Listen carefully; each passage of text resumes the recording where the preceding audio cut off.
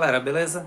Para quem não me conhece, meu nome é Ivanberto e hoje eu vou fazer um super unboxing com 4 produtos comprados no AliExpress. E olha só, galera, não fui taxado em nenhuma delas. Será que foi sorte?